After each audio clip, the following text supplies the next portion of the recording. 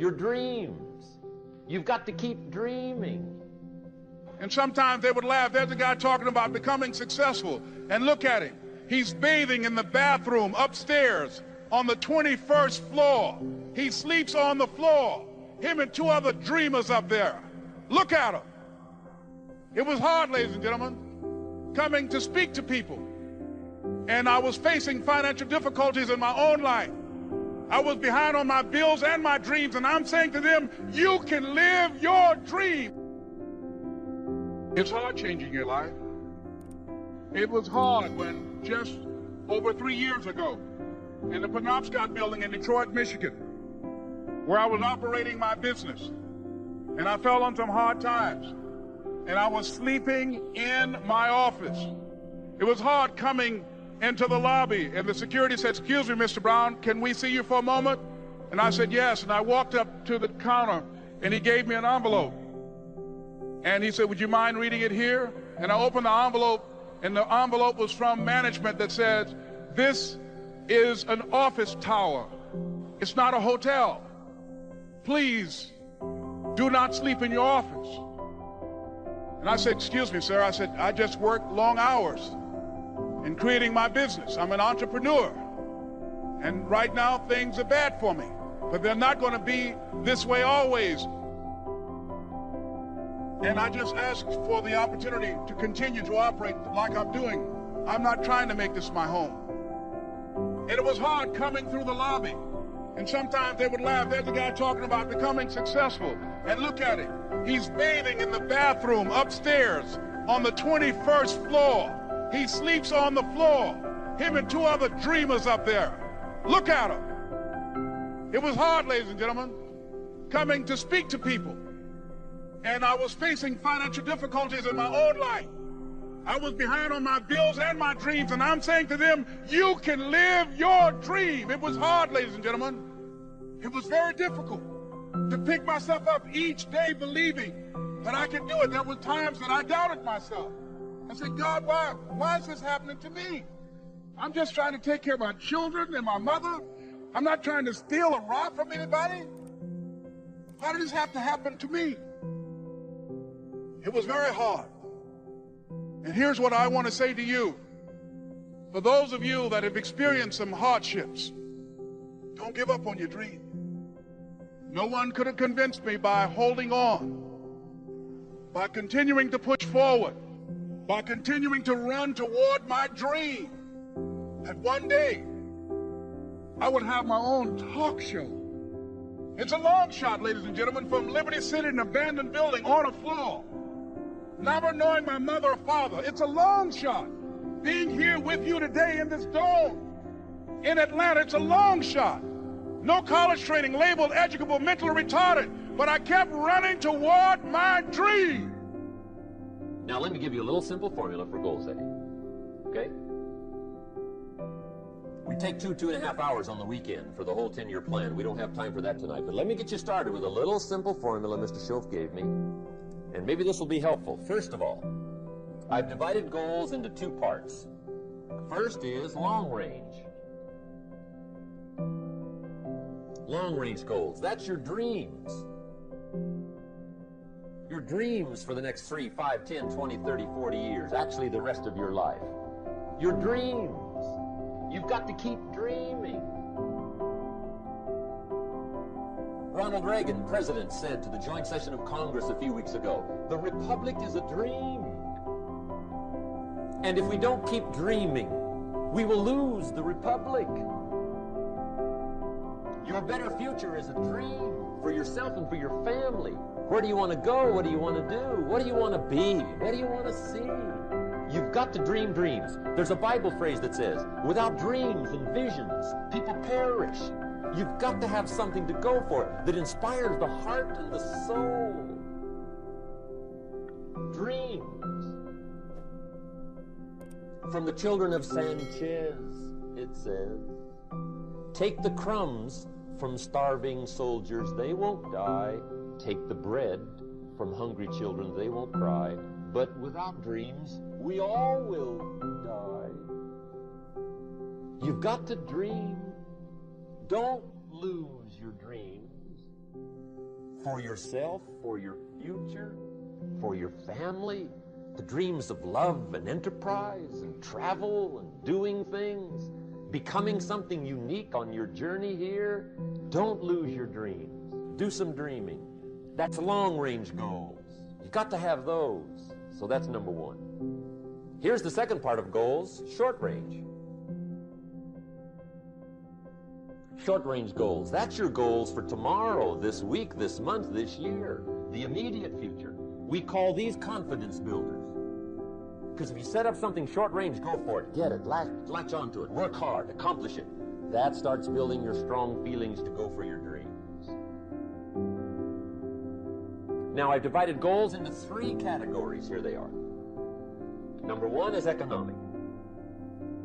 That's your goals for money, income, business, profits, production. Economics. Make sure you've got your economics well planned. Economics plays a major role in everybody's life. Economics is major, which means it ought to be meticulously well planned for tomorrow, this week, this month, this year, long range. What if you asked somebody tomorrow if you could see their meticulously well-planned list of economic goals? What would they probably say? They'd say, you some kind of a nut? You must be weird. Hey, I found out what success is. Success is doing what the failures won't do. Make sure you've got your economics well planned. It'll put you in the top 5%. One of the key little subjects we talk about on the weekend is the 7 fundamentals for wealth and happiness. And that's one of them, well-planned economics. It's a fundamental if you want to do well. Join the top 5%. Anybody in this room can join the top 5%, if you will. Now here's the second category of goals, things. Make a list of the things you want. And on my list of things, now I put everything. Little things as well as major things. Doesn't matter how small it is, it goes on my list. I used to just put major things, cars, homes. I don't do that anymore. I now load my list with everything. Everything. And the reason is, part of the fun of having a list is checking it off. That's it. Boy, at the end of the day, if you can go, got it, got it, got it, got it, got it, got it, whatever it is, right? You get into the habit. So load up your list, the things you want. Now, when you check off something major, celebrate. That's an important point to make. Celebrate your achievements. Live it up. Have a party when you reach something you've worked for a while. See, we all grow from 2 experiences. One is called the pain of losing. The other one is called the joy of winning. We need both of them. Amplify them as much as you can. Which also means make losing painful. If you set up something, fooled around, didn't get it, put it on yourself. On the other side, if you did get it, congratulate yourself. Self-congratulations is a sign of maturity. Seeking congratulations is a sign of immaturity. But hey, winning and losing, see, that's what it's all about. That's the name of the game. Now, some people lead such mediocre lives, at the end of the day, they don't know whether they're winning or losing. They got no clue. Guy's just going through the day with his fingers crossed. There's a better way. Okay, here's the third category of goals, personal development. Put those goals together, personal development goals. That's your goals to be stronger, more decisive, be a speaker, be a leader, learn a language, all kinds of skills. The whole weekend seminar was designed to improve all your skills so that you walk away more skillful. And that's what you want, the personal development skills. That's what attracts, that's what brings good things to your life, the person you become, more skillful. Now, this is quite a package to work on. Economics, things, personal development. For tomorrow, this week, this month, this year, long range. Okay? That'll get you started. Now, here's the simple formula for setting goals. It goes like this. A, work on your goals. That's step 1. Work on them. And I put the word work there deliberately. Setting goals is plain hard work. I don't want to kid you. We haven't come here tonight to kid each other. It's work. I know it's work. That's why a lot of people just let it slide. It's work. Many people work hard on their job, but they don't work hard on their future. They just let that slide. And the work involved is making plans. I know most people don't. I understand that. But don't let that be you. Guy says, well, yeah, you work where I work, but the time you struggle home, it's late. You've got to eat a bite of supper, watch a little TV, get to bed. You can't sit up half the night. Plan, plan, plan. And the guys be good worker, hard worker, sincere. But you've got to be better than sincere, working hard. You've got to be better than a good worker. You've got to be a good planner. Somebody once wisely said, the people who fail to plan are planning to fail. Well said. So work on your goals. Here's step 2. Write your goals down. That's so important. I teach my staff around the world, put your goals in your journal. Because one of the major people you want to study is yourself. So here's the list of goals I put together 3 weeks ago. Here's the list of goals I put together 2 years ago. Here's some of the changes I made, rearrangement of my priorities. I scratched these off, I put these on, I've gotten these. Study your accomplishments, study what your desires are. Put them on paper, write them down. Here's another reason for writing your goals down. It shows you're serious about doing better. And to do better, you gotta get serious. You don't have to be grim, but you must be serious. Everybody hopes things will get better. Everybody hopes. Poor people hope. That ought to tell you something. It means the future does not get better by hope. It gets better by plan. I used to have the affliction called passive hope. It's an affliction. It's bad. Probably what's even worse than that is happy hope.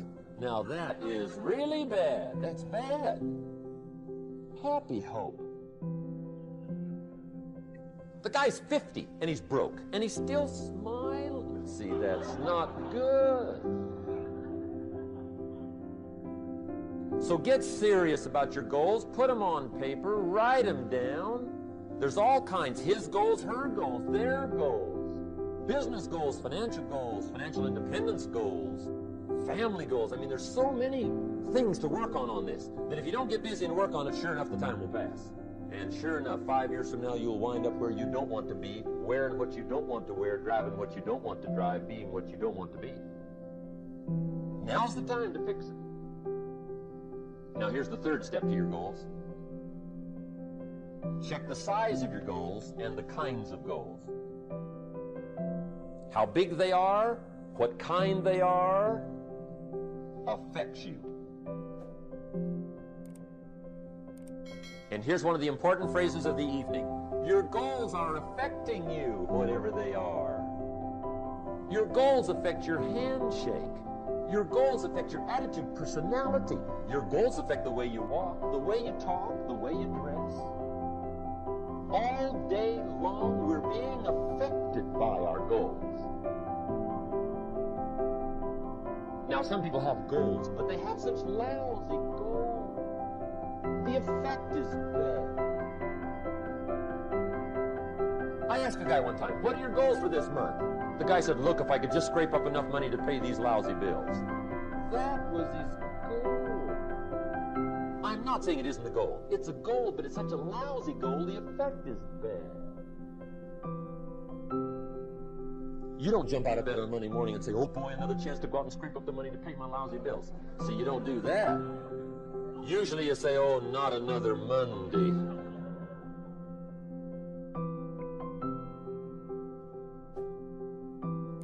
And some people have so given up on life, they have joined the thank God it's Friday club. How sad. Surely those are the same people, when life is over for them, will say, thank God it's over.